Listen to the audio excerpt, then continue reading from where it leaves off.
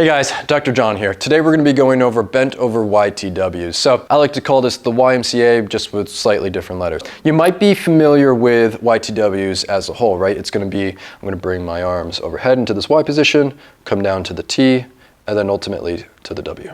And then you can kind of rinse and repeat. The benefit of doing this in a bent over position is that now you're working against gravity, and it really forces you to say, okay, do I have sound mechanics, or does it start to fall apart? So first what we're going to do is we're going to get into our hinge position, right? That bent over position. So I'm going to hinge from my hips. My knees have a little bit of bend into them, but don't continue to come forward. I'm staying right here. And then from this position, I'm going to go through my Y, T, and W. Now, with the Y, you want to make sure that you keep those arms in a line. Okay, they're not down here or even lower, but they're going to come up by my ears. You want to think of like getting those biceps to your ears there on the side. All right. Then for the T's, you're going to come from here out to a T, and you're thinking of moving from your scapula, just like when you're up here, right? The movement itself is coming down and back just a little bit right here. I'm not squeezing from my traps, right? Nor am I bringing my arms back to get that motion. All I'm doing is saying I'm bringing my arms down, and my shoulder blades are set to keep my shoulders stable.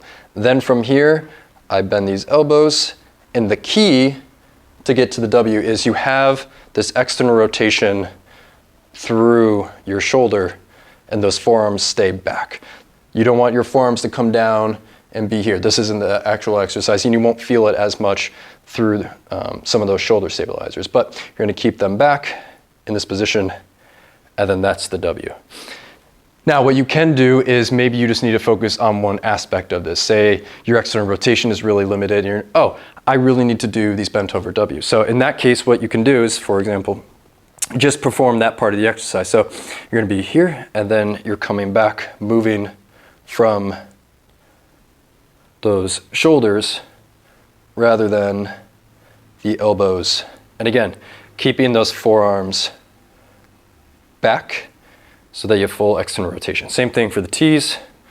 You can come out to the side. Don't bend your wrist like I do, it's just because there's a wall there. And then same thing for the Y's. You can just focus on that as well.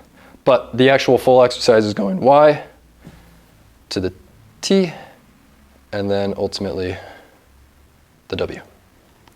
And that is how you do bent over YTWs.